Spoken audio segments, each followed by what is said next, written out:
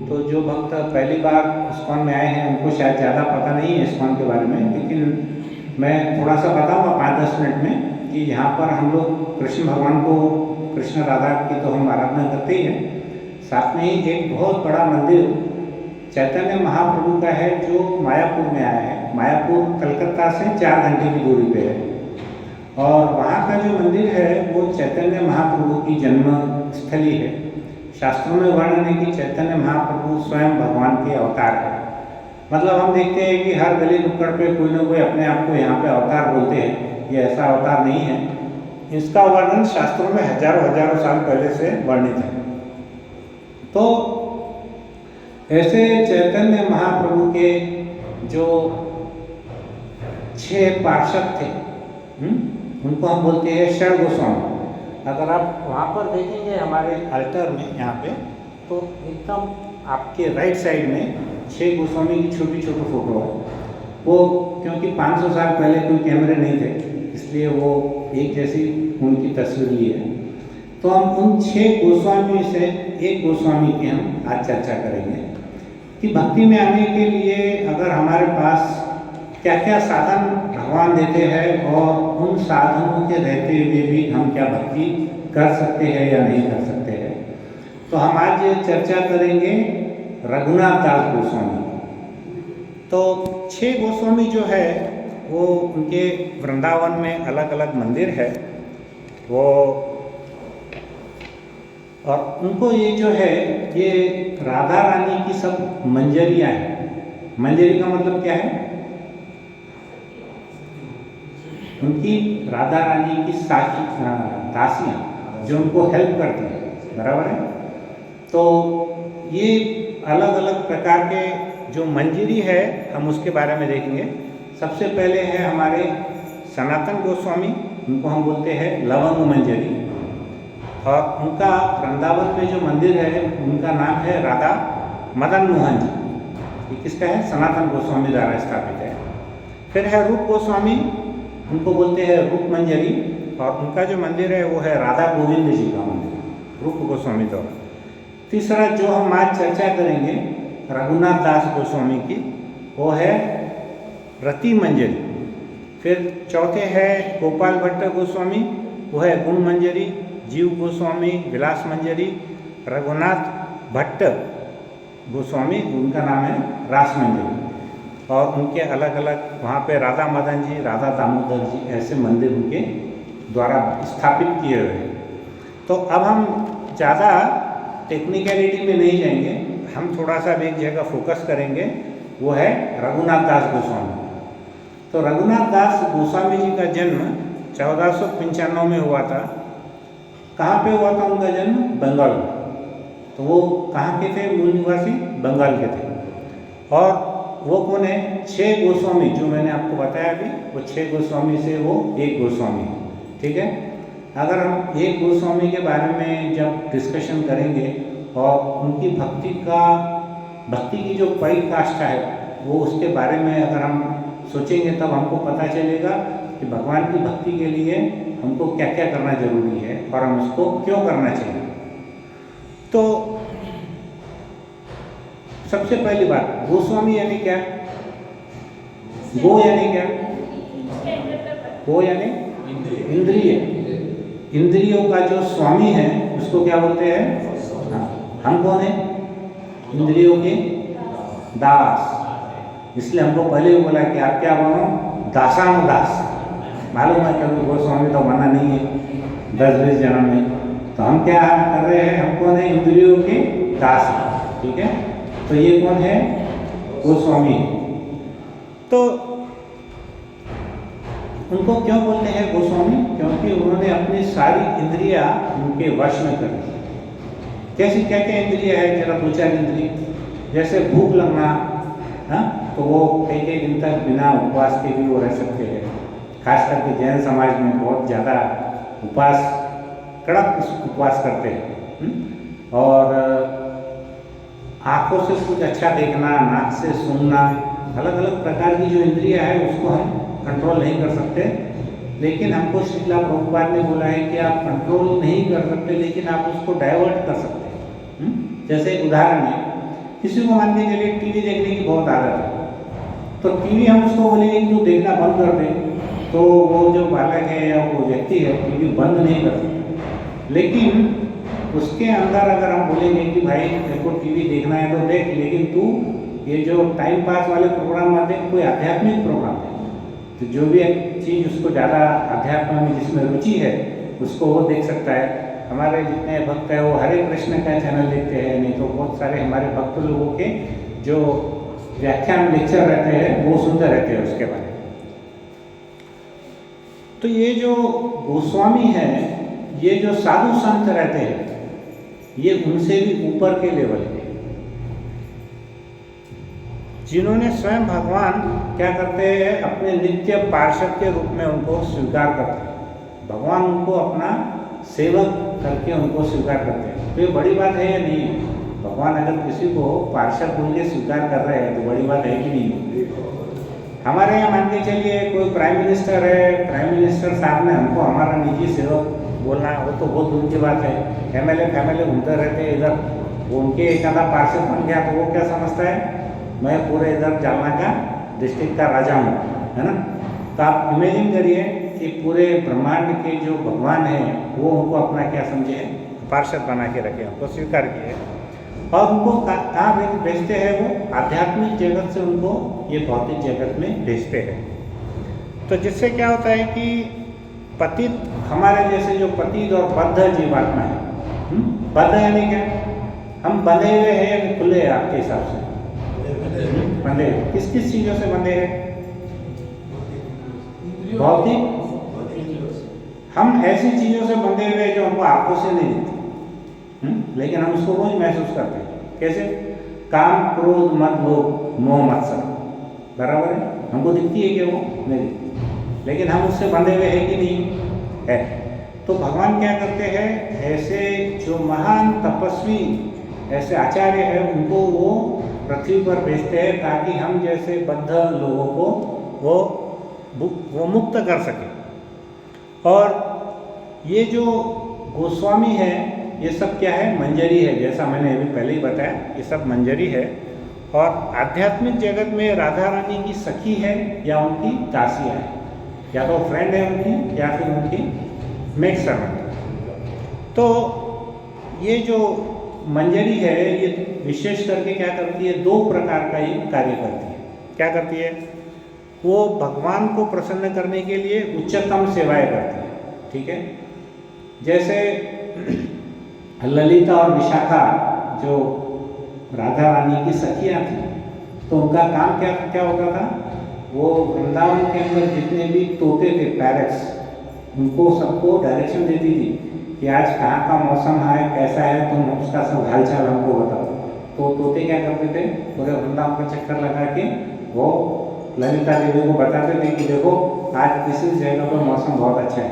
तो वो क्या करते थे, वहाँ पर कृष्ण और राधा के मिलन के लिए इतना अच्छा वहाँ का वातावरण बनाते थे कि वहाँ पर वो कृष्ण और राधा का उनका मिलन हो सके, और वो ऐसी सेवा जितनी भी उनकी सखियाँ थी वो करती थी।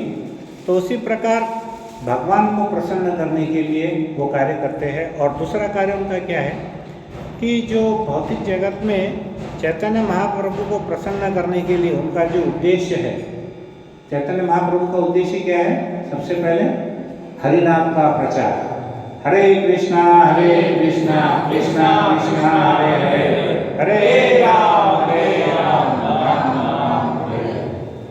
अगर हम देखेंगे वास्तव में तो ये जो षड गोस्वामी हैं, ये जो 6 गोस्वामी हैं, ये कैसे है, ये नित्य मुक्त है। उसको इंग्लिश में वर्ड बोलते हैं इटरनली लिबरेटेड, वो मुक्त है। हम जैसे बद्ध जीव वो नहीं है, वो कैसे जीव है, वो मुक्त जीव है। और ये बाहर से कैसे लगते हैं, हमको साधारण मनुष्य के समान लगते हैं, लेकिन वो अंदर से कैसे है, उनका जो अंतर्मन है वो हमेशा भगवान की चरण कमलों में रखते हैं। तो ये और हमें बेसिकली फ़र्क है। तो इनका जो जन्म हुआ था रघुनाथ दास गोस्वामी का, इनका एक जिला है सप्तग्राम। कहाँ पर है? बंगाल। सप्तग्राम में कृष्णपुर नामक एक गांव में उनका जन्म हुआ था। और ये पश्चिम बंगाल का बहुत बहुत बहुत बहुत ज़्यादा धनी परिवार था। अब इतने सारे बहुत क्यों हैं? क्योंकि जितने बहुत मैं बोला उसको आप 1000 करोड़ से गुना करते हैं, तो मैंने 4 बार बोला बहुत बहुत बहुत बहुत। उनके पास उनकी जो संपत्ति है वो आज के हिसाब से अगर कैलकुलेट की जाए तो कितनी होती है? वो करीबन 4000 करोड़, इतने बड़ी उनकी संपत्ति थी। और ये जो रघुनाथ दास गोस्वामी थे, उनके पिता का नाम था गोवर्धन मजूमदार और उनके जो चाचा जी थे उनका नाम था हिरण्य मजूमदार। 6 गोस्वामी में से 5 गोस्वामी ब्राह्मण जाति के थे, लेकिन ये जो रघुनाथ दास गोस्वामी केवल एक ही गोस्वामी है जो कायस्थ परिवार के थे, वो ब्राह्मण परिवार से नहीं थे। उस समय वहाँ पर आपने सुना होगा कि बंगाल का राजा का नाम क्या था? वो जो मुस्लिम राजा राज करता था उसका नाम क्या था? नवाब हुसैन शाह। वहाँ पे राज किसका था? मुस्लिम राजा का राज्य था। और उस राजा ने क्या किया था कि ये जो सप्तग्राम का जिला, पूरा जिला डिस्ट्रिक्ट और 2 गांव, ऐसे टोटल वहाँ का जो टैक्स कलेक्शन था वो किसको दिया था? इन दोनों भाइयों को दिया था, मजूमदार एंड मजूमदार ब्रदर्स। तो गोवर्धन मजूमदार और हिरण्य मजूमदार, इन दोनों को उन्होंने टैक्स कलेक्शन के लिए उन्होंने उनको दिया था। और बदले में उस समय के वो 12 लाख रुपये उनको सालाना देने पड़ते थे। किसको? नवाब हुसैन शाह। उस समय के कितने साल हो गए अभी? 1495, मतलब सन 1500, और अभी कितना चल रहा है? अभी 2000, 500 साढ़े 500 साल पहले, करेक्ट। तो उस 12 लाख रुपए की धनराशि उनको हुसैन शाह को देनी होती थी। और उसके बाद भी उनके पास जितना वो टैक्स उनको देते थे उतना ही धनराशि उनके पास भी बच जाती थी। तो उनके पास ऐसी संपत्ति बहुत जमा हो गई थी। अब प्रश्न ये था कि 500 साल पहले तो ये बहुत अच्छा था, तो क्या वो दोनों इतने लालची थे कि उन्होंने ये कार्य स्वीकार किया कि भाई हमको बहुत पैसा मिल रहा है इसलिए कर लो? केवल वही कारण नहीं था, दूसरा और एक उसके पीछे उद्देश्य था। कोई बता सकते हैं क्या उद्देश्य हो सकता है? देखिए, एक तो उनको धनराशि मिल रही है, वो तो ठीक है, दूसरा उद्देश्य और क्या हो सकता है? आपको थोड़ी हिंट देता हूँ। मुस्लिम राजा का राज्य था। इसका क्या मतलब था कि वहाँ पर वो राजा कृष्ण भक्ति के लिए बहुत ज़्यादा तकलीफ देता था। तो इन्होंने क्या किया, दोनों मजूमदार ब्रदर्स ने सोचा कि अगर हम ये टैक्स कलेक्शन का काम हमारे इस पूरे गांव में और इस सप्तग्राम जिले में करेंगे तो उससे क्या होगा कि वो बिना किसी रुकावट के वहाँ के जो नगरवासी है उनको वो भगवान कृष्ण की पूजा करने देंगे, और दूसरा उनके पास काफ़ी धनराशि बच भी जाती थी। तो ये 2 रीज़न से उन्होंने वह कार्य हाथ में लिया। तो केवल ऐसा नहीं था कि उनके पास में बहुत ज़्यादा धन था इसलिए उनकी बहुत ज़्यादा इज्जत थी या रिस्पेक्ट था, ऐसा नहीं। उनका बहुत ज़्यादा सम्मान भी था और वो बहुत ज़्यादा शीलवान और चरित्रवान भी था। अभी आज की दुनिया में हम देखते हैं फिलहाल कि अगर कोई व्यक्ति का चरित्र कैसा भी हो, अगर वो खाली पैसे वाला हो गया तो उसका जितना भी जो नेगेटिव चीज़ें हैं वो लोग समाज क्या करता है उसको ढक देता है। उस समय ऐसा नहीं था। उस समय वो देखते थे कि उस आदमी का कैरेक्टर कैसा है, वो व्यक्ति कैसा है। पैसा तो ठीक है, और पैसे से उतनी ज़्यादा लोगों को आसक्ति भी नहीं थी जितनी अभी हो गई। जब से ब्रिटिशों ने हम पे राज किया, उन्होंने हमारी इंद्रिय तृप्ति को प्रोवोक किया। ये सब चीज़ें जो भी है हमको खाली हमारी इंद्रिय तृप्ति के लिए भोगना चाहिए। पहले हमारे शास्त्र में क्या बताया जाता था कि हमको जो भी करना है वो हमको त्यागना है, और अभी हमको क्या सिखाया जा रहा है? हमको भोगना है। जितनी भी एडवर्टाइजमेंट आती है टीवी के ऊपर में, जितने भी हम देखते हैं, उसमें क्या बताते हैं कि सिर्फ उसका भोग करो। अच्छा, भोग करो तो भोग करो, बाजू वाले को भी जलाओ। इसमें आती थी टीवी पे, कौन सी टीवी की ऐड आती थी कि इसको लाएंगे तो तुम्हारा जो पड़ोसी है उसको बहुत ईर्ष्या होने वाली है। तो मतलब खुद की इंद्रिय तृप्ति भी करो, बाजू वाले को भी जलाओ, ये अभी हमारा कलयुग का मोटो है। उस समय ऐसा नहीं था। उस समय क्या था? उस समय लोग बहुत ही देखते थे कि इसका चरित्र कैसा है, वो शीलवान है या नहीं है। पैसा तो ठीक है, जब भी वो तो इम्पोर्टेंट होगा कुछ हद तक। तो रघुनाथ दास ये क्या थे, अपने पिताजी और अपने चाचा जी, इन दोनों के अंदर में वो एक ही बेटा थे, एक ही संतान था। अब आप समझो कि किसी फैमिली के अंदर में जिसके पास में इतना बड़ा ऐश्वर्य है, 4-5 हज़ार करोड़ है, और उसके पास एक ही संतान है, दोनों फैमिली मिला के, तो उसका क्या वैल्यू रहेगा उसके घर में। तो ऐसे जो born with the golden spoon, सोने के चम्मच से, सोना तो नहीं शायद, हीरे मोती जवाहरात की चम्मच से वो पैदा हुए थे रघुनाथ दास गोस्वामी। और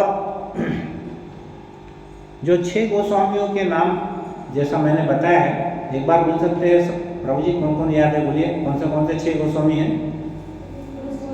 रूप गोस्वामी, सनातन गोस्वामी, शिव गोस्वामी, रघुनाथ दास गोस्वामी, रघुनाथ भट्ट गोस्वामी और गोपाल भट्ट गोस्वामी। इसमें से जीव गोस्वामी, रूप गोस्वामी और सनातन गोस्वामी एक ही परिवार के थे, 3, ठीक है। बाकी के 3 जो गोस्वामी हैं वो अलग अलग जगह से आए थे, लेकिन हम इसलिए बता रहे हैं कि लोगों को ये नहीं समझे कि हम किस बारे में चर्चा कर रहे हैं। तो हमको खाली अभी रघुनाथ दास गोस्वामी जी के ऊपर ही हम उस पर फोकस करने वाले हैं। तो इनके जो गुरु थे उनका नाम था बलराम आचार्य, रघुनाथ दास ठाकुर जी के। और उनके गुरु जी को संग मिला था हमारे नामाचार्य, क्या नाम है हमारे नामाचार्य का? हरिदास ठाकुर। तो ये जो बलराम आचार्य जी थे उनको संग मिला हरिदास ठाकुर जी का। और ये कैसे थे? सब बहुत ही उच्च कोटि के भक्त थे। इसमें मैंने एक जगह पढ़ा है कि बलराम आचार्य अद्वैत आचार्य के शिष्य थे, और जिसको अद्वैत आचार्य जी से दीक्षा लेनी होती थी तो वो क्या करते थे मालूम है? उस समय वो जो शिखा रहती है तो उनके जो भक्त है बीच में एक ऐसा खंबा रहता था, उनके 4 भक्तों को 4 जगह ऐसे बिठा देते थे और उनकी शिखा को पोल से बांध देते थे, कस के खंबे से। क्यों? जब तक उनकी 64 माला नहीं होती थी उनको प्रसाद नहीं मिलता था। क्या समझे? जब तक उनकी 64 माला नहीं होती थी उनको वो प्रसाद भी नहीं देते। तो ऐसे वो अद्वैत आचार्य के जो शिष्य है वो थे बलराम आचार्य। बलराम आचार्य के मित्र थे हरिदास ठाकुर। तो ऐसे लोगों का संग बचपन से ही रघुनाथ दास को बचपन से ऐसा संग मिला, जिन्होंने रघुनाथ दास को वैष्णव सिद्धांत के बारे में सिखलाया। आचार्य हरिदास ठाकुर से वो इतने प्रभावित हुए कि उन्होंने अपने शिष्यों को हरिदास ठाकुर से मिलवाया। मतलब किसने मिलवाया? उनके जो गुरु थे बलराम आचार्य। बलराम आचार्य के शिष्य कौन थे? रघुनाथ दास। और उनके जो मित्र मंडली है उनको उन्होंने किससे मिलवाया? हरिदास ठाकुर से मिलवाया। जिसके पश्चात रघुनाथ गोस्वामी इतने प्रभावित हो गए कि उन्होंने हरिदास ठाकुर की सारी भक्ति का प्रवाह उनके हृदय में आ गया।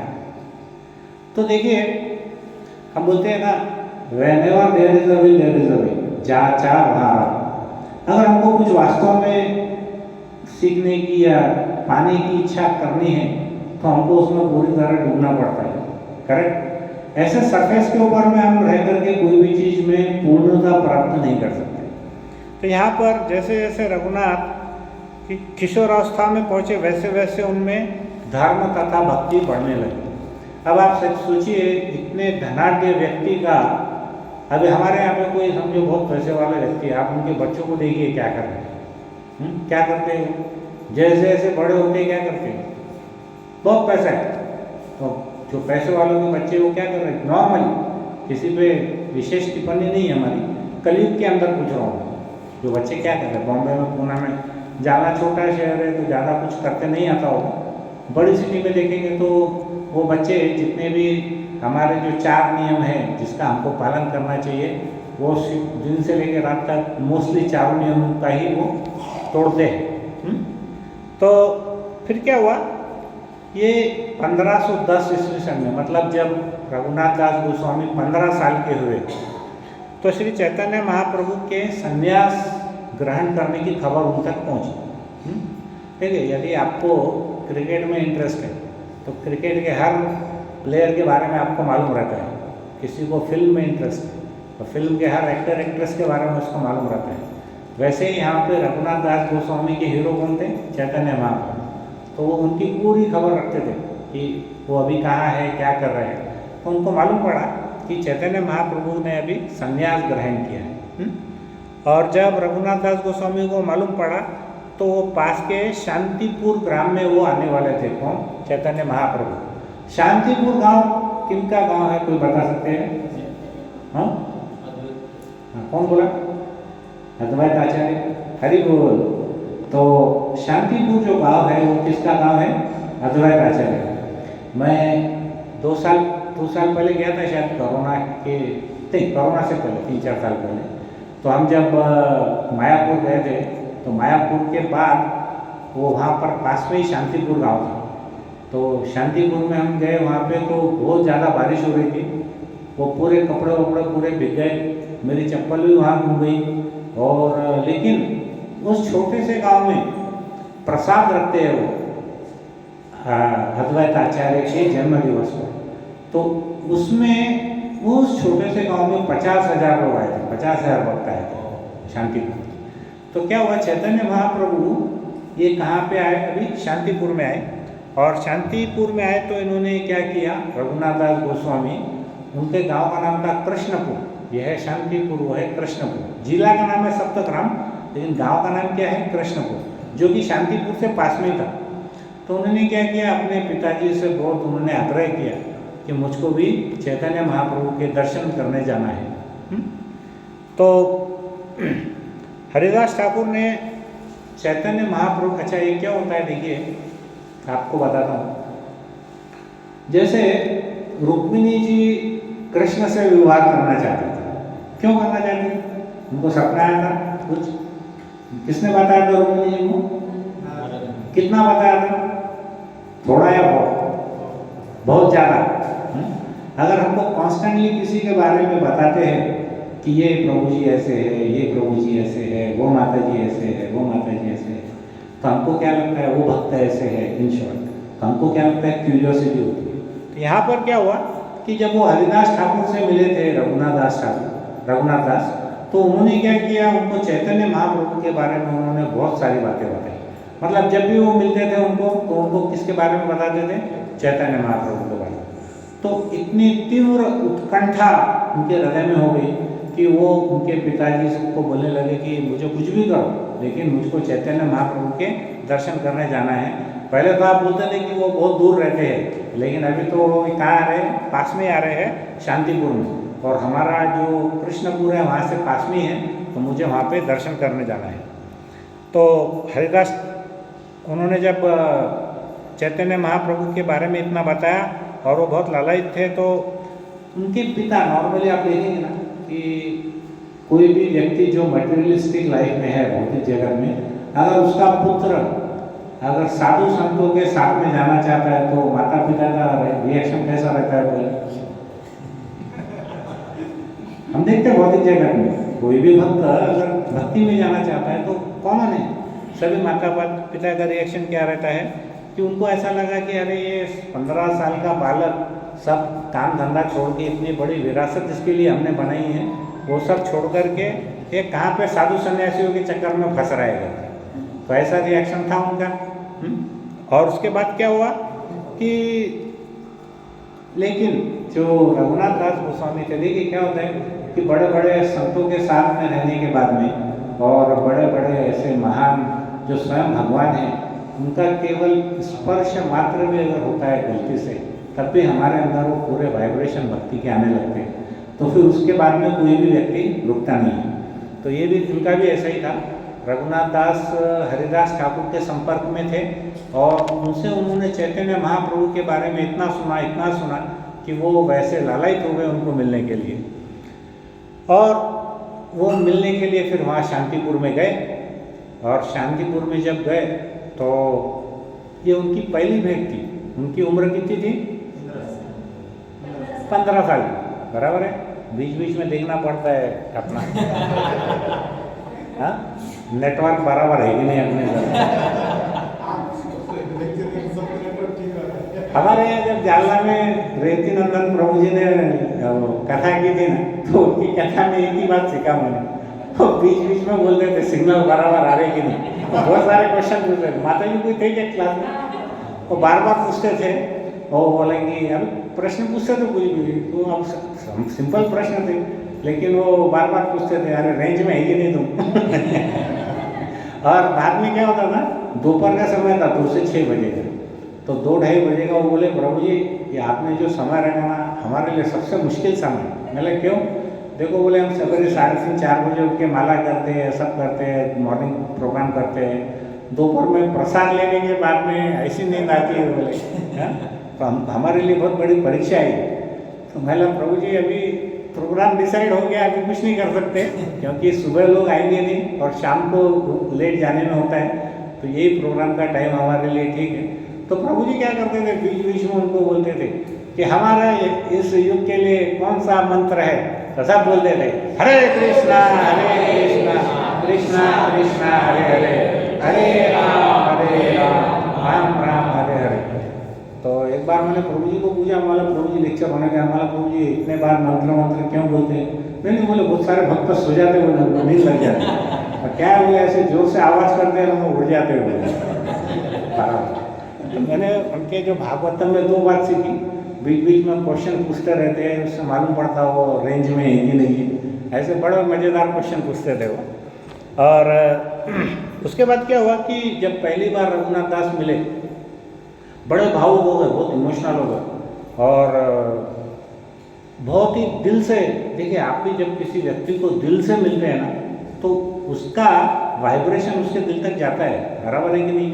छोटा एक 5 साल के बच्चे को भी 3 साल के बच्चे को भी समझ में आता है कि सामने वाला मुझको दिल से प्यार कर रहा है या ऐसा ही टाइम पास कर रहा है, समझता है? तो वैसा ही वो जब चैतन्य महाप्रभु से मिले तो बहुत ही उनकी गहरी भेंट हुई आपस में, और चैतन्य महाप्रभु समझ गए कि यही मेरा असली पार्षद है।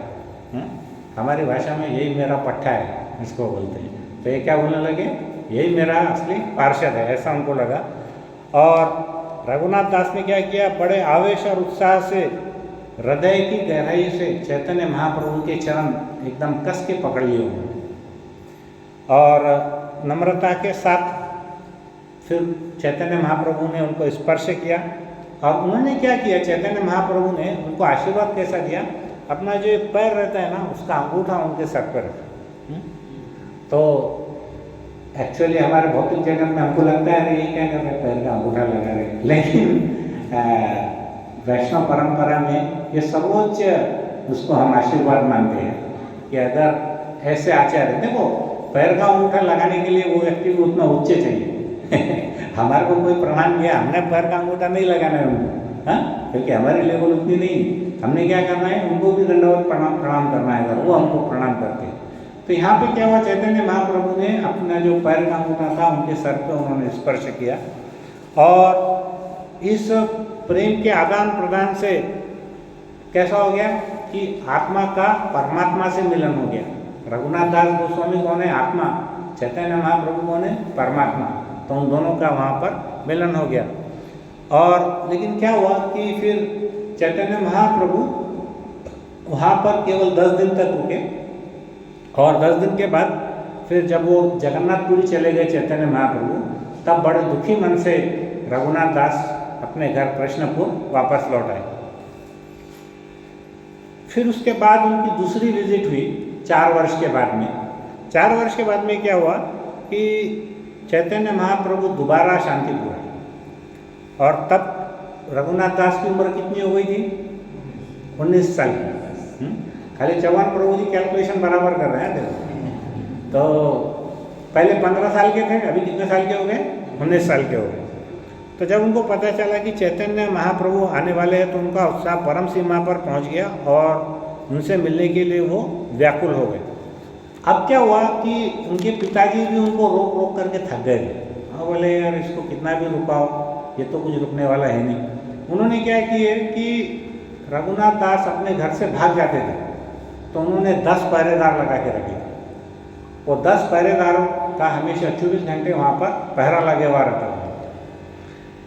तो इस यात्रा में क्या हुआ, चैतन्य महाप्रभु उनकी जो दक्षिण की यात्रा थी, चैतन्य महाप्रभु ने वो दक्षिण यात्रा वो पूरी करके एक गांव है रामकेली, रामकेली का नाम सुने कभी? तो वहाँ पर हमारे कौन से 2 गोस्वामी रहते थे, रूप गोस्वामी और सनातन गोस्वामी, उनको वो वहाँ पर मिले रामकेली में। और चैतन्य महाप्रभु दक्षिण यात्रा के बाद में बहुत बड़े विख्यात संत हुए और भगवान के अवतार के रूप में भी वो प्रसिद्ध हो गए थे। उनको लोगों को समझ में आया कि चैतन्य महाप्रभु कैसे स्वयं भगवान है, जिसके कारण रघुनाथ दास के पिता ने भी क्या किया, वो अपने आप को पहले से अधिक सुरक्षित महसूस कर रहे थे। क्यों सुरक्षित महसूस कर रहे थे रघुनाथ दास के पिता? देखो, पहली बार जब रघुनाथ दास चैतन्य महाप्रभु को मिले तब रघुनाथ दास के पिता उतने अपने आप को सुरक्षित महसूस नहीं कर रहे थे जितना सेकेंड टाइम जब वो मिलने गए उस टाइम वो ज़्यादा सुरक्षित महसूस कर रहे थे। ऐसा क्यों? क्योंकि वो भगवान है और उनकी पूरी तरह ख्याति फैल गई थी। देखिए, हम लोगों को डर लगता है फ्रॉड से, है ना? हमको कैसे डर लगता है? फ्रॉड से। तो हमको पता नहीं है कि ये पाखंडी व्यक्ति है कि सच्चा भक्त है, हम कैसे पता करेंगे? लेकिन जब पूरी दुनिया बोलने लगती है तो फिर हमको भी उस पर पहले से अधिक विश्वास होने लगता है। करेक्ट? तो उनको अधिक विश्वास हो गया।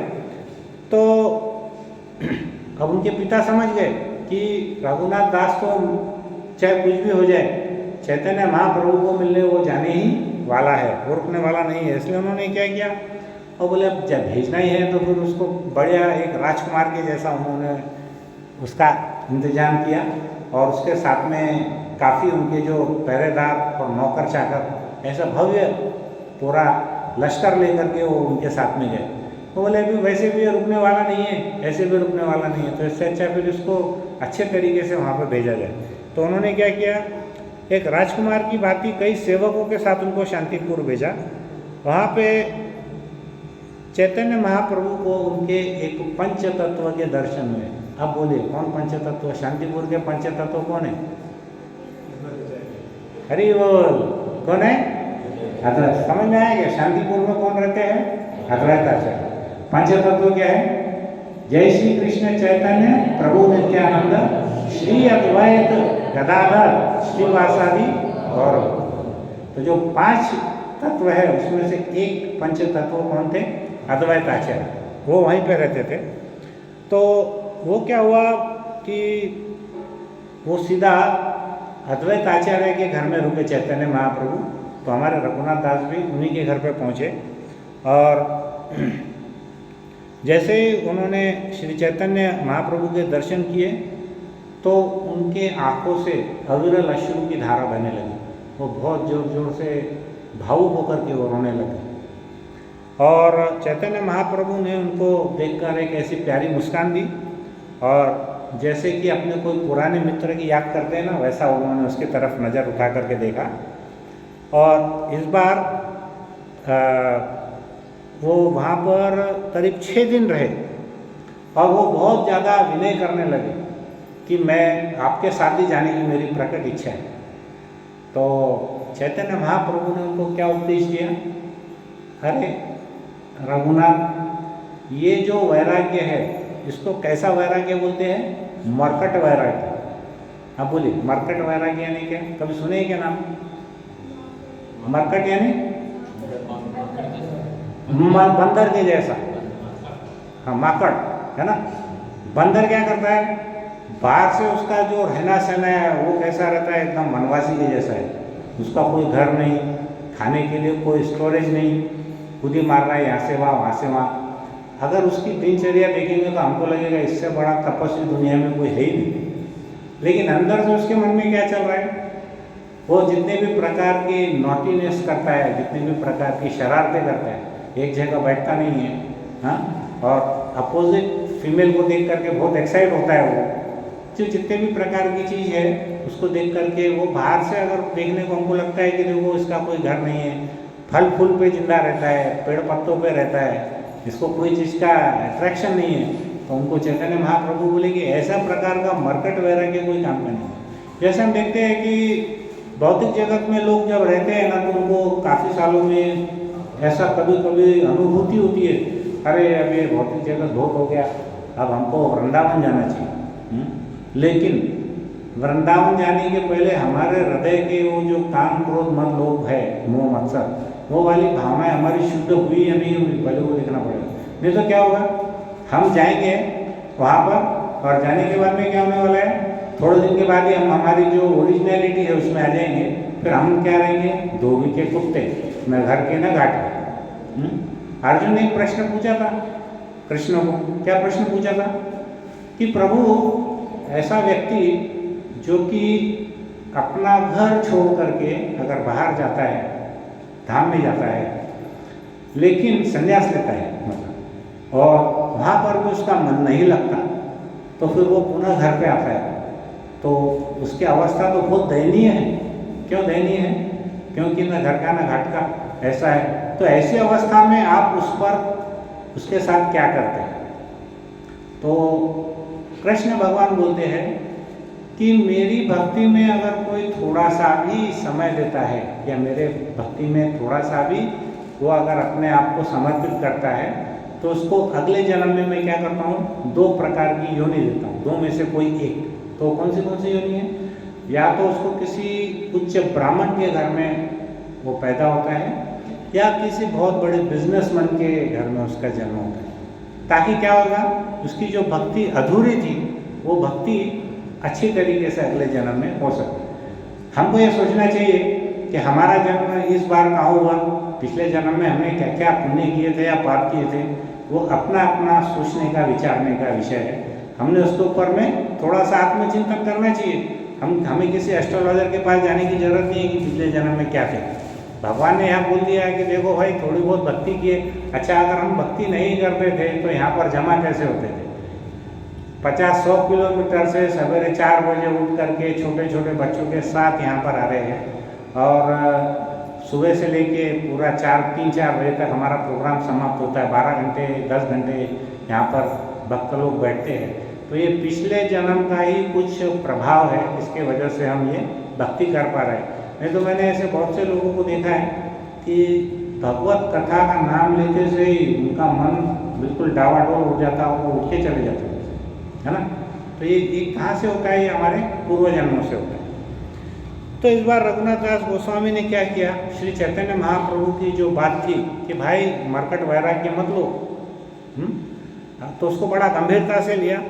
और उन्होंने क्या किया, उनके पिता ने बोला कि अभी एक्चुअली क्या होता था कि उनके माता पिता चाह रहे थे कि बस थोड़ा सा बड़ा हो जाए तो इसकी शादी कर दे।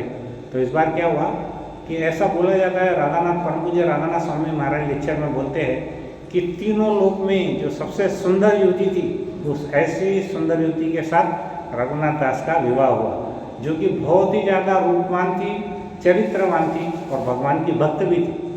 तो ऐसी युवती के साथ में रघुनाथ दास का विवाह हुआ। और अब यहाँ पे क्या करते हैं रघुनाथ दास, बाहर से तो ऐसा बताते हैं कि बहुत ऐश्वर्यशाली है, लेकिन अंदर से कैसे थे वो अंदर से, उनकी अंतरात्मा से वे उस दिन की प्रतीक्षा कर रहे थे कि जब मुझे सारे भौतिक संसार से मुक्ति मिले और मैं एक संत के समान जीवन कैसे बिताऊं। तो देखिए, बहुत सारे भक्त हैं यहाँ पे। ये प्रश्न महाराज के लेक्चर में कई बार पूछा जाता है कि हमारे जैसे जो भौतिक जगत में गृहस्थ है उसको कैसे रहना चाहिए, क्योंकि हमारा बड़ा खिंचाव रहता है कि हम भौतिक में जाए कि आध्यात्मिक में जाए, भौतिक में जाए कि आध्यात्मिक जाए, बड़ा हमारा फाइट होता रहता है। अगर लोगों को मालूम पड़ गया, घर के लोगों को, कि ये आध्यात्मिक में बहुत ज़्यादा हरे कृष्णा करने लग गया, तो वो भी डिस्टर्ब होते हैं। अगर हम उसके अंदर हमको रसा स्वादन है, लेकिन हमको ज़बरदस्ती बोल रहे हैं कि आप बिजनेस करो, इंडस्ट्री करो, ये करो, उसमें मन नहीं लगता, तो क्या करना चाहिए? ऐसा एक प्रश्न भक्त ने पूछा था। तो महाराज ने बिल्कुल यही आंसर दिया था। उन्होंने बोला था कि from your outer appearance we should look like a normal man. साधारण व्यक्ति दिखना चाहिए, साधारण गृहस्थ दिखना चाहिए। कहाँ से? बाहर से। लेकिन अंदर से कैसा रहना चाहिए?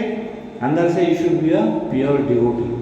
हमारा जो शुद्ध भक्ति रहती है, हमको अंदर से एक शुद्ध भक्त के समान रहना चाहिए।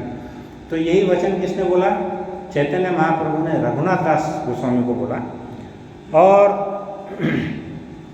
जब रघुनाथ दास का यह संसार केवल 2 वर्षों तक चला, तब उनके पास क्या हुआ कि एक उनके जो गांव का जो पुराना टैक्स कलेक्टर था, अभी ये क्या कर रहे थे, मजूमदार ब्रदर्स टैक्स कलेक्शन ही कर रहे थे ना, तो उनका जो एक पहले का जो व्यक्ति, क्या बोलेंगे हिंदी में टैक्स कलेक्टर को, हिंदी में कर वसूली करने वाला अधिकारी नहीं थे वो, राजा जैसे थे, नेक्स्ट टू राजा ही थे वो। पुराना एक टैक्स कलेक्टर वहाँ पे आया। अब उसको क्या हो गया कि उसको बड़ी ईर्ष्या थी ये दोनों मजूमदार से। क्यों ईर्ष्या थी? क्योंकि उससे उसका जो टैक्स कलेक्टर का जो पद हटने से जो मजूमदार ब्रदर्स को मिल गया था, तो उससे उसका सारा धन और ऐश्वर्य चला गया था, उसकी कमाई बंद हो गई थी। और वो बदले की भावना से उसने क्या किया, वहाँ का जो राजा था, कौन राजा था वहाँ का, बंगाल का राजा नवाब हुसैन शाह, उनके पास जाकर के उसने क्या किया, शिकायत की। सब जगह चलता है, सेंटर में भी चलता है कभी कभी। तो उसने जाकर के क्या किया, वहाँ पर राजा को शिकायत, क्या क्या शिकायत की, वो बोल रहा है, उसने बोला कि देखो बंगाल के राजा को, नवाब साहब, ये जो मजूमदार भाई है ये दोनों बड़े चोर हैं। कि क्यों?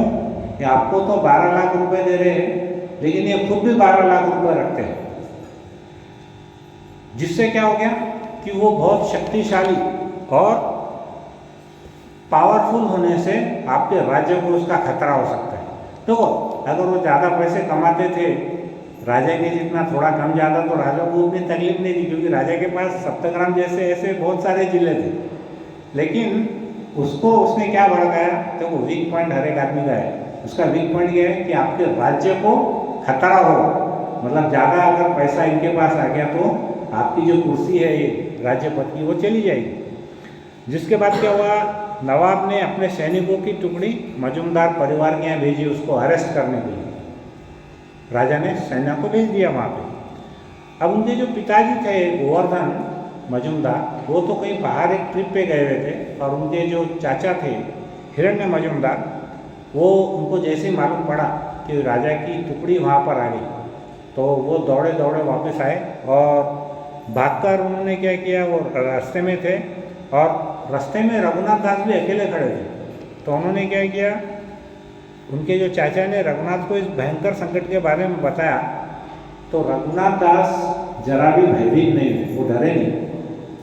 अब देखिए हमसे बड़ा व्यक्ति अगर कोई डरा दे तो नेचुरल है, छोटा बच्चा तो और भी ज़्यादा कर जाता है, लेकिन रघुनाथ दास बिल्कुल भी डरे नहीं।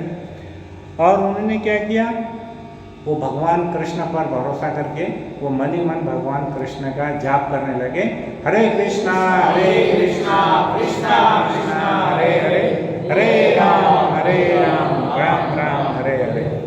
और उनको पूरा विश्वास था कि भगवान मेरी जरूर रक्षा करेंगे। और सैनिकों ने क्या किया, रघुनाथ को बांधकर वो जो बंगाल की राजधानी गौड़ प्रदेश थी वहाँ पर वो लेकर के चले गए। और वो जो हिरण्य मजूमदार थे वो भी चले गए, वो पकड़ में नहीं आए, क्योंकि छोटा बच्चा था तो उनको लगा कि राजा क्या करने वाला है छोटे बच्चे को लेकर। तो उसके पिताजी ट्रिप पे नहीं थे और उनके चाचा भी वहाँ से चले गए, खाली उन्होंने रघुनाथ को बता दिया कि ऐसी ऐसी प्रॉब्लम है। तो जब रघुनाथ को राजा के सामने पेश किया गया, तो उन्होंने नेचुरली उनके पिता के बारे में और उनके काका के बारे में, चाचा के बारे में उनको पूछा कि दोनों कहाँ पे है। लेकिन उन्होंने उनके बारे में उनको पता ही नहीं था, एक्चुअली रघुनाथ दास को पता नहीं था कि दोनों कहाँ हैं। तो उन्होंने यही बोला कि सच सच बता दिया कि वो घर पे नहीं है, मुझे पता नहीं है वो कहाँ पे है। तो हुसैन शाह ने सोचा कि मैं अगर इसको यातना दूंगा तो इसके घर वाले वापस आएंगे। आपको मालूम है उत्तर कोरिया का वो जो राजा है संकी राज, वो क्या करता है, कोई भी वहाँ पर जो अपराधी रहता है ना उत्तर कोरिया में, वो क्या करता है, उसके फैमिली को टॉर्चर करता है। अगर वो जो व्यक्ति अपराधी हाथ में नहीं आए तो क्या करता है, वो उसके फैमिली को बहुत 3rd 4th 5th ग्रेड की टॉर्चर करता है। इतनी भयानक टॉर्चर रहेगी उसको देख नहीं सकते, सहन करना तो बहुत दूर की बात है। तो ये हुसैन शाह ने क्या किया, उसने सोचा कि मैं इस रघुनाथ को यातना दूंगा ताकि क्या होगा, उसके पिताजी और उसके चाचा दोनों भाग के आएंगे, ऐसा उसके मन में विचार था। तब रघुनाथ दास ने क्या किया, उन राजा से प्रार्थना की और कहा कि राजन मुझे कुछ बोलना है आपके बारे में। तो राजा बोला, अरे इतना सा बच्चा है, ये क्या बोलना चाह रहा है। तो उन्होंने जब बोला तो उन्होंने क्या किया, उस राजा के दयालुता के गुणों के बारे में उसने बहुत उसका गुणगान किया, दयालुता के गुण और भगवान के साम्राज्य में भाईचारा, ऐसे दो टॉपिक पे उन्होंने प्रवचन दिया। और वो उनका जो व्याख्यान सुन करके वो राजा इतना प्रभावित हो गया कि उसके आंखों से आंसू निकलने लगे और उसने क्या किया, बड़े जोर से रघुनाथ दास को अपने गले लगा लिया और उसने क्या घोषित किया कि आज से आगे ये रघुनाथ और कोई नहीं, ये मेरा स्वयं पुत्र के समान है, ऐसा उसने घोषित। तो भगवान क्या करते हैं, अपने भक्तों की रक्षा कैसे करते हैं, उसका ये बहुत ही ज्वलंत उदाहरण है, आपको देखना है। और उसके पश्चात ये जो मजूमदार परिवार के साथ वो बैठ करके राजा ने प्रेम से वार्तालाप की, भाई क्या हिसाब में चक्कर है, क्या नहीं है, सब बातचीत उन्होंने आपस में कर ली। समझा दिया कि नवाब साहब ऐसा कुछ भी नहीं है, ये इसने आपके कान भरे। तो फिर राजा संतुष्ट होकर के फिर वहाँ से चला गया। तो इसके बाद क्या हुआ, अब यहाँ पे बड़ा मज़ेदार एक कहानी है। अब ये हो गया पहला पार्ट, हमने सीखा कि चैतन्य महाप्रभु से वो मिले, रघुनाथ दास कौन थे, ये कौन थे।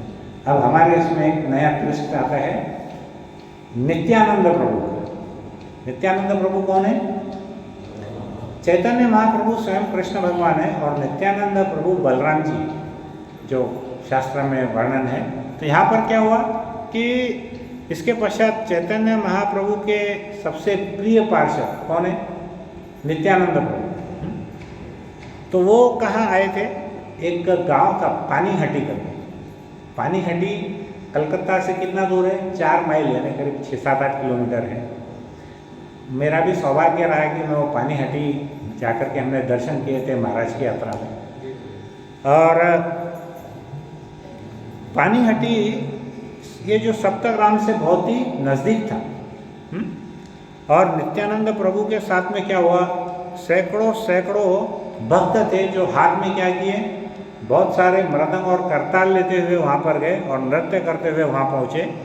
इस प्रकार उन्होंने वहाँ पर नृत्य करते हुए वो 3 महीना रुके।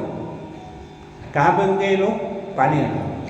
अभी प्रभु जी उस टाइम पे क्या होता था, जाने के लिए हवाई जहाज या ट्रेन नहीं रहती थी। अगर आप मान के चले यहाँ से कलकत्ता 2 महीने में जा रहे हैं तो आप क्या 2 दिन रुक के वापस आएंगे क्या? कॉमन सेंस की बात है। अगर जाने को 2 महीना लगा तो आदमी क्या करने वाला है, वहाँ पे थोड़ा शांति से रुकेगा जब तक उसका मन भर नहीं जाता, क्योंकि पता नहीं फिर वापस अपने को जहाँ जाने को मिले या नहीं, है ना। तो वहाँ पर कितने दिन रुके? 3 महीने रुके। तो जब रघुनाथ दास ने नित्यानंद प्रभु की ये पानीहट्टी के कार्यक्रम के बारे में सुना तो उन्होंने नित्यानंद प्रभु के चरण कमलों का आश्रय लेने का उन्होंने निश्चय कर लिया। क्यों निश्चय किया? ठीक है, चैतन्य महाप्रभु तो उनको मिल गए थे, अभी नित्यानंद प्रभु के चरण कमलों का आश्रय लेने का क्या कारण है? क्योंकि नित्यानंद प्रभु क्या है? गुरु तत्व है। तो हमको अगर भगवान को प्राप्त करना है तो हमको किसकी शरण लेना चाहिए? गुरु की। तो ऐसा भाव उनके मन में था, क्योंकि वो किसके साथ में रहते थे? वो कोई टाइम पास लोगों के साथ में नहीं रहते थे, वो बड़े बड़े उच्च भक्तों के साथ में रहते थे। तो उन्होंने क्या किया, उनका आश्रय लेने का ठाना, क्योंकि उन्हें यही सिखाया गया था कि चैतन्य महाप्रभु की कृपा उन्हें तभी मिलेगी जब उन पर किसी प्रिय भक्त की, यानी चैतन्य महाप्रभु की किसी प्रिय भक्त की जब कृपा होगी तब उनके ऊपर में चैतन्य महाप्रभु की मर्सी उनको मिलने वाली है। तो उन्होंने क्या किया, वो घर से भागने का बार बार प्रयास करते थे, किंतु उनके पिता उन्हें बाहर जाने ही नहीं देते थे। अंत में क्या हुआ, उनको उनके पिता की आज्ञा मिल गई और नित्यानंद प्रभु को मिलने के लिए वो पानीहट्टी चले गए। अब आज्ञा का तो शब्द ऐसा है कि जब वो मानना ही नहीं है उन्होंने, तो आज्ञा दो या मत दो, जाना है तो उनको जाना ही है रघुनाथ दास को, है ना। तो जब वहाँ पे रघुनाथ दास पहुँचे तो उन्होंने क्या देखा कि नित्यानंद प्रभु एक बहुत ही बड़ा ऐसा विशाल का बरगद का झाड़ था, उस बरगद के झाड़ के ऊपर वो बैठे हुए थे और उस बहुत बड़ी एक पत्थर की शिला थी, वो शिला पे वहाँ पर बैठ करके नित्यानंद प्रभु का जो चेहरा था बहुत ही तेजस्वी, ऐसा देदीप्यमान शाइन हो रहा था वहाँ से, और उनके पास में उनके कई सैकड़ों भक्त नीचे बैठे हुए थे।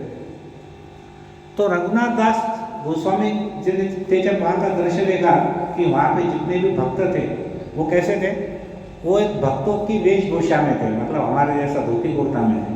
और रघुनाथ दास गोस्वामी कैसे पहुँच गए, वो अपने एक सादे शर्ट में और उसमें, मतलब भक्तों का ड्रेस नहीं था, जो भी वो पहनते होंगे उस टाइम, उसमें चले गए। अब उनको ऐसा उनको लग रहा था कि यार ये तो अपराध हो गया। अभी आप मान के चलिए किसी फंक्शन में आपको बोला है कि भाई ब्लू कलर का कोट पहनो और एक नीली टाई पहनो और एक ये पैंट का कलर पीला होना चाहिए और आप ऐसे टी शर्ट और बरमूडा पैंट में चले गए तो आपको कैसा लगने वाला है, अरे तो हम गलत जगह पे आ गए, है कि नहीं प्रभु जी। तो वैसा ये चले गए, उनको बड़ा ऐसा गिल्टी लग रहा था, अपराधी लग रहा था। और उसके साथ में क्या हुआ कि जब ऐसी वेशभूषा में नित्यानंद प्रभु ने उनको देखा तो उनको बड़ा मजाक सूझ गया और वो उन्होंने क्या किया, रघुनाथ दास को कहा, अरे तुम तो चोर हो। क्या बोले उनको, अरे तुम तो चोर हो, इधर आओ मैं तुमको दंड दूंगा। अब वो बेचारे रघुनाथ दास बड़े रिलक्टेंट से, अनिच्छा से वहाँ गए। अब किसी को ऐसा बोलोगे चोर इधर आ तो उसको अच्छा लगने वाला नहीं है ना, तो उनको वो बेचारे वहाँ गए उन्होंने। और नित्यानंद प्रभु ने क्या किया, ज़बरदस्ती उन्हें अपनी ओर खींचा और उनके सिर पर अपना पैर रख दिया। मतलब देखो उनके अंतर्मन को नित्यानंद प्रभु भी जान गए, क्योंकि कोई बड़े भागवत ऐसा आशीर्वाद कभी जल्दी से किसी को देते ही नहीं है। तो सभी भक्त हंसने लगे और देखने लगे कि अरे यह दंड जो इनको बोल रहे थे कि मैं दंड दूंगा, ये तो काय में बदल गया, आशीर्वाद में बदल गया। वो क्या बोल रहे थे नित्यानंद प्रभु कि मैं तो इसको दंड दूंगा, लेकिन उसको तो बुला करके उन्होंने आशीर्वाद दिए। फिर उसके बाद में क्या हुआ, तब नित्यानंद प्रभु ने दंडात्मक रूप से रघुनाथ दास को बोला कि जाओ एक बड़े त्यौहार की तुम तैयारी करो और सभी भक्तों को दही और चूड़ा खिलाओ। चूड़ा यानी एक्चुअली पोहा, बंगाल में उसको क्या बोलते हैं, चूड़ा। तो उनको बोले कि देखो जाओ तुम सब जितने भी भक्त, वहाँ पे तो हजारों भक्त थे। अब उसका आगे का वर्णन सुनिए, जो दही चीड़ा फेस्टिवल है वो फेस्टिवल के बारे में सुनिए, बहुत ही मनोरंजक है ये। उसके बाद क्या हुआ, ये दंड ऐसा दंड सुन के रघुनाथ दास को बड़े प्रसन्न हो गए। उनको पहली बार ऐसा लगा कि अरे वाह वाह, इससे अच्छा दंड तो मुझे ज़िंदगी में कभी मिला ही नहीं। वास्तव में मेरे पिता के पास जो भी धन है उस धन का सही उपयोग अगर कभी हुआ आज तक तो ये पहली बार ही हो रहा है, ऐसा उनके मन में विचार आया। और वो तुरंत उन्होंने क्या किया, उनके नौकरों को बाजार में सामान लाने के लिए भेज दिया। तो सामान से क्या क्या लेकर के आए, वो लोग लेके आए पोहा, दही, शक्कर, केला और बहुत सारे पेस्ट्री, स्वादिष्ट व्यंजन, ऐसे बहुत सारी चीज़ें लेकर के आए। और जैसे ये खबर नज़दीक के गांव में पहुंची, क्या प्रसाद है, तो क्या हुआ, आसपास के पूरे गांव के लोग हजारों की संख्या में वो वहाँ पर आने लग गए। कहाँ पे, पानीहट्टी में।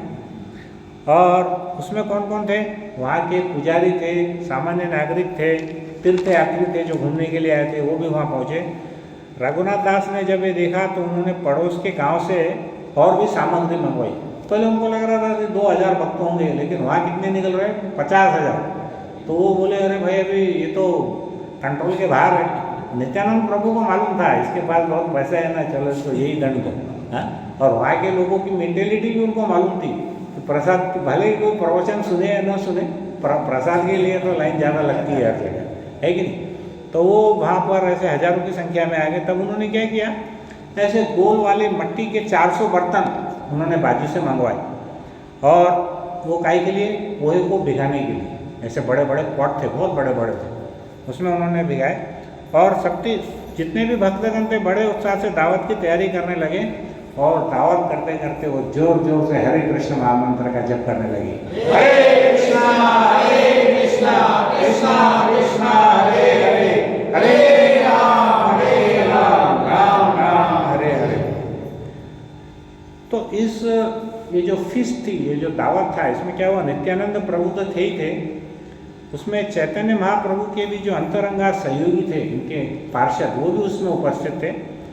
और उनके जो बड़े पार्षद हैं उनको सबको एक हाइट पे, ऊंचे स्थान पर बिठाया गया और आसपास में सब भक्त बैठ गए और दो घड़े दिए। एक घड़े के अंदर में क्या था, कंडेंस मिल्क, जो बोलेंगे गाढ़ा दूध, उसमें पोहा था, और दूसरे के अंदर में दही चिवड़ा था। एक में दूध था और एक में दही था। तो ऐसा वो प्रसाद सबको वो बांटने लग गए और सभी भक्तों ने उसे समाधान होने तक प्रसाद लिया। बराबर है। अभी मान के चलिए हम अपने घर पे कुछ प्रसाद लेते हैं, वो उसमें उतना मज़ा आता है क्या जितना हमको यहाँ सेंटर में सबके साथ में मज़ा आता है कि नहीं। अब आप ऐसा समझिए, यहाँ पे 50,000 भक्त बैठे हैं, उसके साथ में बड़ा ऑपुलेंट प्रसाद मिल रहा है, तो फिर क्या है, आदमी बोलता है जब तक बेहोश नहीं होगा जब तक तो खाऊंगा यार, है कि नहीं। और घर में अगर इतना सा चावल खाएगा ना, तो यहाँ पे वो इतने चावल खाने वाला है। घर में जो सब्जी को देखने वाला भी नहीं है, वो सबके साथ देखने के बाद उसमें टेस्ट अलग ही आने लगता है। बराबर है कि नहीं, अनुभव ये बोलो सबको, है ना। अब वो आप समझ लो, वो 1000-2000 भक्तों का प्लान किए, उसकी जगह हो गए 50,000 भक्त। अब 50,000 भक्त बोले तो अपने भक्तों का एपेटाइट कैसा रहता है, अपने को बोलने की ज़रूरत नहीं। पिछले बार एक कॉन्ट्रैक्टर को, जब नया नया हमारा सेंटर बना था ना, तो कॉन्ट्रैक्टर को हमने प्रसाद के लिए कॉन्ट्रैक्ट भी दिया था। तो उसको हमने क्या बोला था कि हमारे इस सेंटर में एक 70 भक्त रहेंगे और 20-25 बच्चे रहेंगे। अब उसने बना दिया उतना। बाद में होने के बाद मेरे को आया कि बोला, साहब एक बात बोलोगे? बोले क्या? वो बच्चे तो बड़ों से भी ज़्यादा प्रसाद लेते बोले। तो फिर मैंने उसको बुलाया, मैंने उसको समझाया, मैंने भैया प्रसाद लेते हैं, वो क्यों लेते मालूम है क्या? बोले क्यों? मैंने हमारे भक्त खाली प्रसाद ही खाते, बाकी का और कुछ नहीं खाते, हाँ, इसलिए वो प्रसाद लेते। नहीं, मेरी ज़िंदगी में मैं इतने साल तक कॉन्ट्रैक्टर किया, लेकिन ऐसा कभी नहीं देखा। मैं बोला अभी इसके बाद तो आएगा तो ऐसा ही समझ के आना, है। तो हमारे जो भौतिक जगत से जब हम आध्यात्मिक जगत में आते हैं तो क्या होता है, हमारी इंद्रियां सब, अपना मन, हमारा तन, हमारा मस्तिष्क सब हमको क्या करता है, सपोर्ट करता है, ताकि हम बहुत ही ज़्यादा अच्छे से स्वस्थ रहें, ताकि हम भगवान की सेवा करें। तो यहाँ पे नित्यानंद प्रभु ने क्या किया, देखा कि अरे चैतन्य महाप्रभु नहीं है, बाकी तो सब लोग हैं यहाँ पे। तो फिर नित्यानंद प्रभु ने मन ही मन चैतन्य महाप्रभु का स्मरण किया और स्मरण करते से ही अगले ही क्षण चैतन्य महाप्रभु वहाँ पर प्रकट हो गए और उनका दर्शन उन्हीं भक्तों को हुआ जिनका आत्म साक्षात्कार हुआ था। सभी लोगों को उनका दर्शन नहीं हुआ। जो सेल्फ रियलाइज्ड सोल थे उन्हीं को भगवान का दर्शन हुआ। फिर चैतन्य महाप्रभु और नित्यानंद प्रभु ने क्या किया, भक्तों के साथ में प्रसाद ग्रहण किया। इस दृश्य को चैतन्य महाप्रभु बड़े आनंद के साथ में देख रहे थे कि सब लोग इतना अच्छे से प्रसाद ले रहे हैं करके। नित्यानंद प्रभु ने क्या किया, भक्तों का प्रसाद का एक ऐसा ग्रास लेकर के चैतन्य महाप्रभु के मुंह में दिया कि आप खाइए। चैतन्य महाप्रभु ने भी एक ग्रास लेके नित्यानंद प्रभु के मुंह में दिया कि आप खाइए। तो ऐसा प्रेम का वो आदान प्रदान वहाँ पर होता रहा। और रघुनाथ दास इस दृश्य को देख करके वो तो एकदम भाव विभोर हो गए। रघुनाथ को लगा कि मेरा जो धन का वास्तव में उपयोग है, जिंदगी में पहली बार आज ही हुआ है, तो बड़े प्रसन्न हो गए वो। इसके पश्चात रघुनाथ दास ने क्या किया, भक्तों को बहुत सारी भेंट दी और ऐसा वर्णन है कि उन्होंने उसमें स्वर्ण और हीरे जवाहरात भी दिए। जैसा प्रभु जी ने सवेरे भागवत क्लास में बोला कि एक सोने का पहाड़ था, अबे हमारे को सोने का मुझे फोटो भी लेने को जल्दी मिलता नहीं है किधर। तो वैसा उन्होंने क्या किया, सब ने भी भक्त आए थे, उनको बहुत सारी गिफ्ट दी। लेकिन भक्तों को सिर्फ नित्यानंद प्रभु और रघुनाथ दास के प्रेम पूर्वक नाता ही उनको अधिक महत्वपूर्ण लगा। यह पूरे प्रसंग को क्या बोलते हैं, दंड महोत्सव बोलते हैं। और ये जो दंड महोत्सव है बंगाल और उड़ीसा में बहुत ही प्रसिद्ध है। जगन्नाथ जी के यहाँ भी होता है और बंगाल में भी हर एक ग्राम में ये होता है। उसको इंग्लिश में बोलते हैं फेस्टिविटी ऑफ पनिशमेंट, दंड महोत्सव, ऐसा उसको बोला जाता है। तो आज भी पानीहट्टी में श्रद्धालु तीर्थयात्री व भक्त वहाँ पर हर साल में दही चिवड़ा का दंड महोत्सव का प्रोग्राम मनाते हैं। और ये कब होता है? मई जून के महीने में पूर्णिमा के दिन।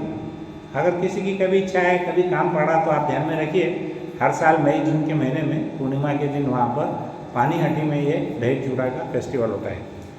तो जब रघुनाथ दास सप्तग्राम लौटने वाले थे, तब योगायोग से उन्हें नित्यानंद प्रभु एकांत में मिले। अब वो सब हो गया प्रोग्राम, उन्होंने बोल दिए, अरे तू छोड़ रहे, इधर आ जा, सबको तू यहाँ पर फेस्टिवल प्रसाद दे, ये दे, वो दे, सब हो गया। लेकिन मन की बात जो नित्यानंद प्रभु को उनको बताना चाह रहे थे, एक्चुअली रघुनाथ दास गोस्वामी क्यों आए थे? बोलिए, नित्यानंद प्रभु को मिलने क्यों आए थे?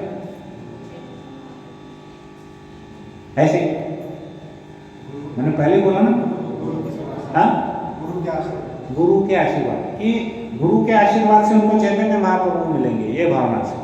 अभी तक क्या हुआ, चैतन्य महाप्रभु उनके ऐसे पार्षद नहीं बने थे वो, कि उनके बिगड़ चैतन्य महाप्रभु रुक जाए या उतर जाए, तो वो क्या चाह रहे थे कि मैं उनका पार्षद बनूं। इस भावना से वो नित्यानंद प्रभु के दर्शन लेने आए थे और उनका आशीर्वाद प्राप्त करने आए थे। तो फिर उन्होंने क्या किया, नित्यानंद प्रभु से एकता में उन्होंने अत्यंत नम्रता से हाथ जोड़कर बोला कि मैं मनुष्यों में बहुत ही अधम हूँ, पतित हूँ, पापी हूँ और तिरस्कृत हूँ। मैं वास्तव में श्री चैतन्य महाप्रभु के चरणों का आश्रय लेना चाहता हूँ, किंतु मैं हर बार असफल रहा। ऐसा उन्होंने नित्यानंद प्रभु को याचना की। जिस प्रकार एक बौना, जो छोटे कद का व्यक्ति चांद को छूने की कोशिश करता है, वैसी ही मेरी दशा है। मैं कैसा हूँ? बौना हूँ। अब प्रभु जी 4-5 हज़ार करोड़ का आदमी, वो क्या बोल रहा है अपने आप को, मैं बहुत छोटा हूँ। यहाँ हम भिखारी है, हम क्या बोलते हैं, बॉसानु बॉस, हम हमारे से बढ़ के कोई नहीं। ये हमारे को सीखना है, नम्रता। तो वो बोलते हैं कि मैं कैसा हूँ, एक बौना व्यक्ति हूँ, छोटा व्यक्ति हूँ, जो चांद को छूने की कोशिश कर रहा है। मैंने बहुत बार अपने परिवार से भागकर और त्यागने की कोशिश की, किंतु मेरे माता पिता ने मुझे बांधकर रख दिया है। तो हे नित्यानंद प्रभु, आपकी दया के बगैर कोई भी जीव श्री चैतन्य महाप्रभु की शरण प्राप्त नहीं कर सकता है, यह मुझको पता है। ऐसा किसने बोला होगा उनको? ऐसा ये बात किसने बोला होगा तुम्हारे हिसाब से? हरिदास ठाकुर। और उनके जो आचार्य थे, उन्होंने बताया था कि गुरु के आश्रय के बगैर तुम भगवान को प्राप्त नहीं कर सकते। और चैतन्य महाप्रभु भगवान ने बार बार किसने बताया था? श्रीला हरिदास ठाकुर ने बताया था। तो वो क्या बोले कि मैं तो खास आपकी शरण लेने के लिए आया हूँ, ताकि मुझे चैतन्य महाप्रभु के चरणों में स्थान मिले, ऐसा वो बोलने लगे। लेकिन यदि आपकी दया हो जाए तो अधम से अधम पतित और पापी व्यक्ति भी महाप्रभु के चरणों का आश्रय प्राप्त कर सकता है। देखिए, जिससे हमको काम करना है उसके गुणगान करना ही पड़ता है ना, और करना भी चाहिए। और फिर वो बोलने लगे कि यद्यपि मैं इसके योग्य तो नहीं हूँ और मैं बहुत डरा हुआ भी हूँ, परंतु आप इस पापी पर दया करें और मुझे आशीर्वाद प्रदान करें, ताकि मैं चैतन्य महाप्रभु के चरण कमल का आश्रय प्रदान कर सकूँ। फिर उसके बाद क्या हुआ, रघुनाथ दास ऐसा प्रार्थना कर करके वो जोर जोर से रोने लगे, क्योंकि उनके मन में इतना गुबार भरा हुआ था कि मैं जितनी भी बार जाता हूँ घर छोड़ करके, मेरे माता पिता मुझको रोक लेते हैं। एक बार बहुत सुंदर घटना हुई कि इन्होंने क्या किया कि इनकी जो शादी है रघुनाथ दास की, तीनों लोगों में जो सबसे सुंदर स्त्री, ऐसा वर्णन है, उस युवती से कर ली। तो उनका मन ऐसा था कि जो भौतिक बंधन आंखों से दिखता है उसमें आदमी नहीं टिकता, तो जो आंखों से नहीं दिखने वाला बंधन है स्त्री पुरुष का, उसके बंधन में वो हमारा बच्चा बन जाएगा और इतना ऐश्वर्य भी है, तो फिर वो कहाँ जाने वाला है। लेकिन उसके बाद भी क्या हुआ, शादी होने के बाद भी उनको ऐसे खंबे से बांध करके रखते थे, क्योंकि वो बार बार भाग जाते थे। तो एक बार उनकी माता ने उनके पति को, यानी रघुनाथ दास के पिता को कंप्लेन की कि देखो, ये जो मेरा बेटा है ये बार बार भाग जाता है, इतना उसको समझाने के बाद भी, अब तो इसकी शादी भी करा दी तब भी भाग जाता है। तो उनके जो पिताजी थे गोवर्धन मजुमदार, उन्होंने क्या उत्तर दिया? वो उन्होंने उत्तर दिया कि इंद्र के समान ऐश्वर्य और तीनों लोगों की सबसे सुंदर युवती भी जब उसको बांध नहीं सकी, तो तुम्हारी ये पतली जंजीरें उसको क्या बांधने वाला है? तो ऐसा जब उन्होंने समझाया तब उसकी माँ को समझ में आया कि अरे अब तो मेरा बेटा कुछ करने वाला नहीं है, वो तो अभी भगवान के भक्ति में लग गया। तो उसके पश्चात वो प्रार्थना करने लगे कि आप अपना पैर मेरे सिर पर रखें ताकि मुझे चैतन्य महाप्रभु के चरणों का आश्रय मिले। ऐसे रघुनाथ दास गोस्वामी ने नित्यानंद प्रभु को जोर जोर से रो रो करके ऐसे बारंबार उन्होंने प्रार्थना की। तब क्या हुआ कि नित्यानंद प्रभु ने जब रघुनाथ दास की ये दिल से निकली करुणा भरी आवाज़ सुनी तो मुस्कुराने लगे और उन्होंने क्या किया, जितने भी भक्त वहाँ बैठे थे सभी भक्तों को उन्होंने बुलाया, अरे इधर आओ इधर आओ इधर आओ। अब बेचारे रघुनाथ दास थोड़े घबरा गए कि पता नहीं अभी क्या बोलते हैं ये नित्यानंद प्रभु। पहले सबके सामने क्या बोले थे, चुप, अभी मैं रो रहा हूँ और ये पता नहीं मेरा क्या बोलने वाला है। तब उन्होंने क्या बोला कि सबको देख करके नित्यानंद प्रभु क्या बोलने लगे कि देखो रघुनाथ दास के पास जो भौतिक ऐश्वर्य है वह स्वर्ग के राजा इंद्र के बराबर है, किंतु श्री चैतन्य महाप्रभु की इन पर इतनी असीम कृपा है कि इन्हें यह स्वर्ग समान असीम ऐश्वर्य और दूसरा भौतिक भोग इन्हें अच्छा नहीं लगता। मतलब भगवान की इतनी बड़ी कृपा है कि इस बालक को इतना असीम ऐश्वर्य इंद्र के समान भोग होने के बाद भी उसको वो ऐश्वर्य अच्छा नहीं लगता। इसलिए है भक्तों, आप सभी रघुनाथ दास पर दयावान रहे और इन्हें आशीर्वाद दे ताकि बहुत शीघ्र ही यह चैतन्य महाप्रभु के चरण कमलों का आश्रय ग्रहण कर सके। अभी अनाउंसमेंट किसने किया है, नित्यानंद प्रभु ने।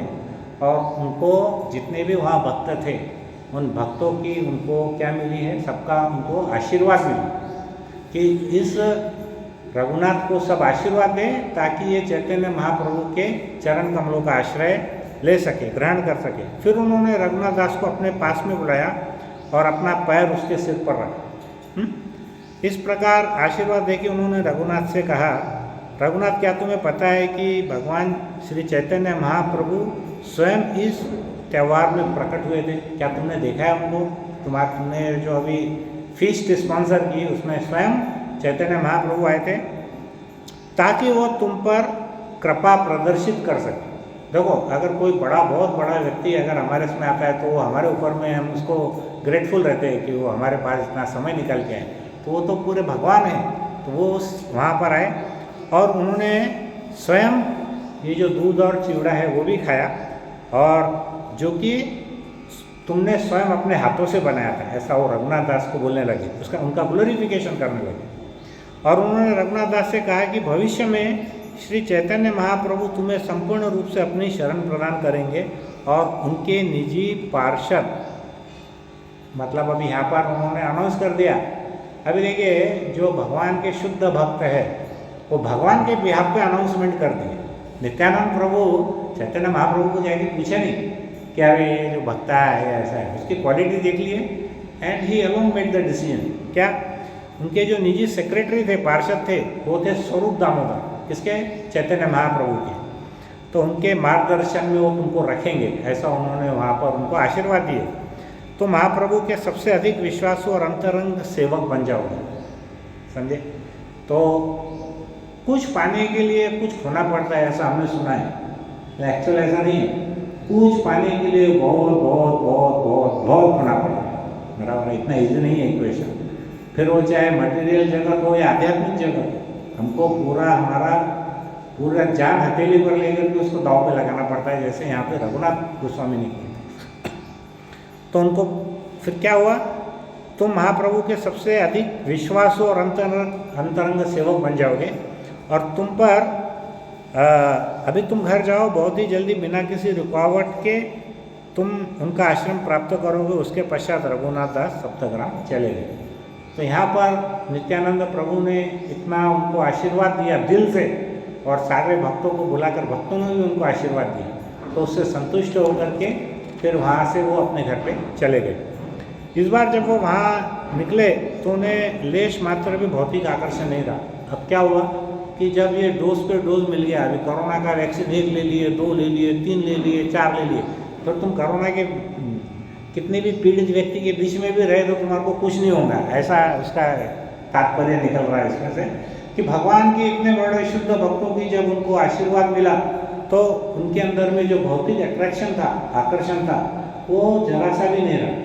मतलब उनको कोई चाहत नहीं रही ना उनको घर चाहिए, ना पत्नी चाहिए, ना वो ऐश्वर्य चाहिए, ना पिता चाहिए, ना माता चाहिए, ऐसा उनका हुआ। और इसके पूर्व श्री चैतन्य महाप्रभु के आदेश अनुसार वह एक ऐश्वर्यपूर्ण भौतिक व्यक्ति का नाटक कर रहे थे। तो पहले भी उनको दूसरी ट्रिप में क्या बोला था उनको चैतन्य महाप्रभु ने कि मरकट वैराग्य नहीं चाहिए। तो बाहर से कैसे रहते थे, एक साधारण व्यक्ति के जैसा ऐसा वो नाटक कर रहे थे।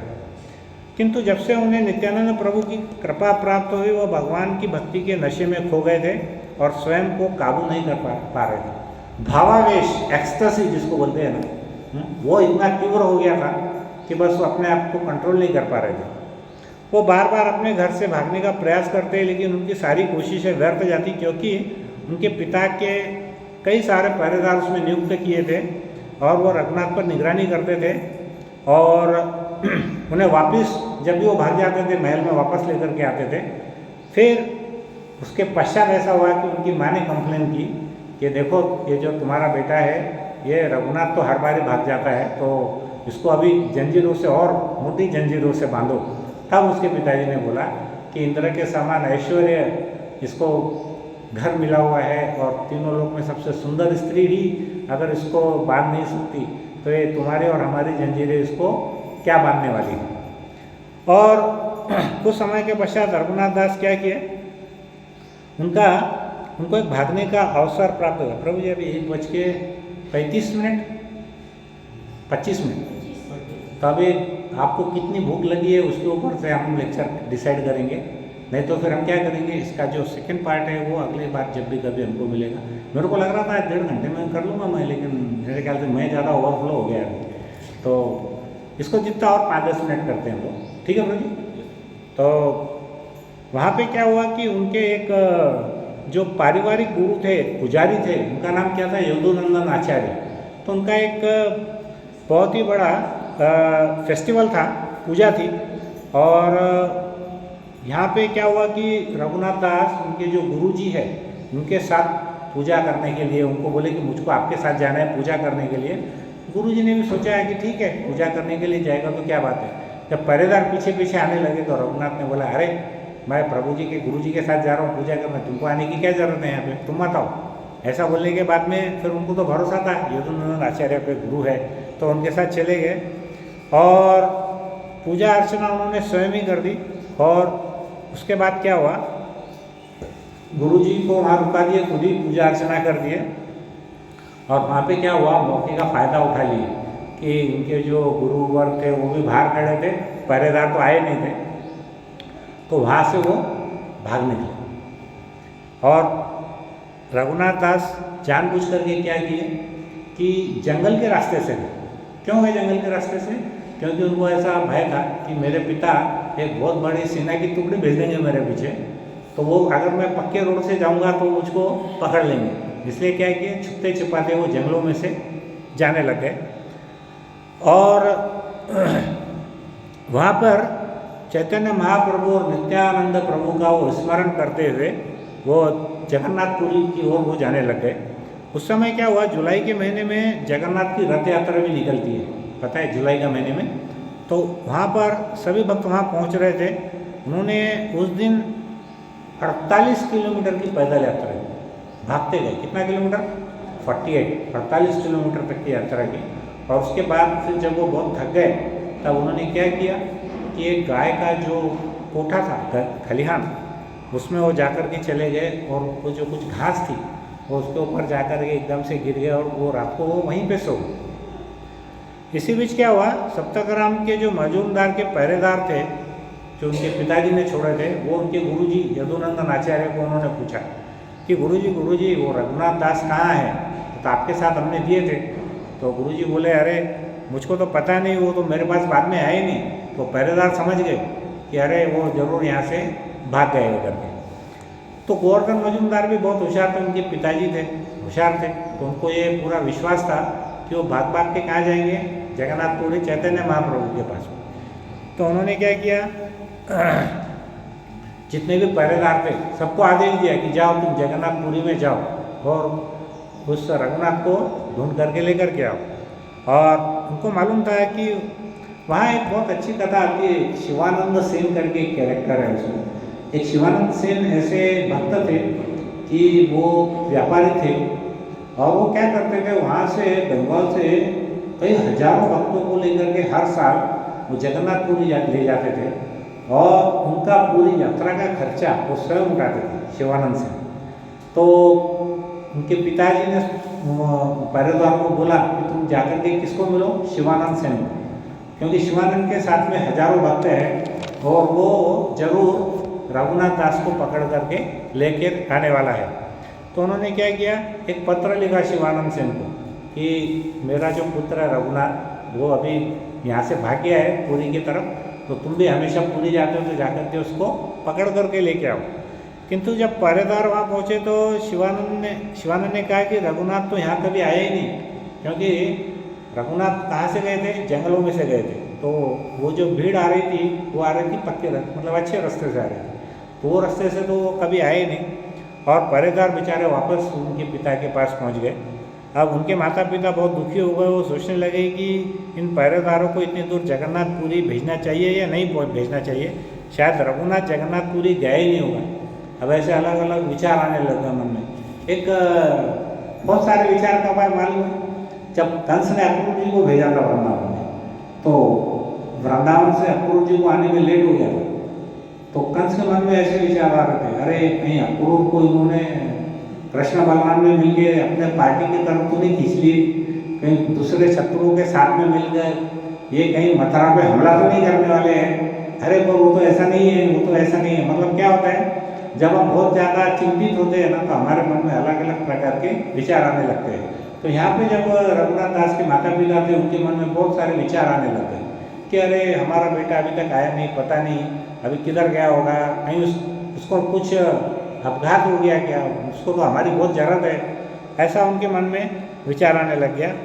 तो इसी बीच क्या हुआ कि रघुनाथ दास उस खलिहान से 12 दिनों तक पैदल यात्रा करके आखिर में वो जगन्नाथपुरी पहुँचे। और जंगल में खाने की कमी होने की वजह से 12 दिन में उन्होंने केवल 3 बार प्रसाद भोजन खाया। कितने बार? 4 दिन में 1 बार। 4 दिन में केवल 1 बार उन्होंने प्रसाद लिया। और बाद में वो बहुत वहाँ पर पहुँच गए और वहाँ पर जाने के बाद में उनकी जो कथा थी, जिसको भी सुनी वो बहुत ही ज़्यादा प्रसिद्ध हो गए थे।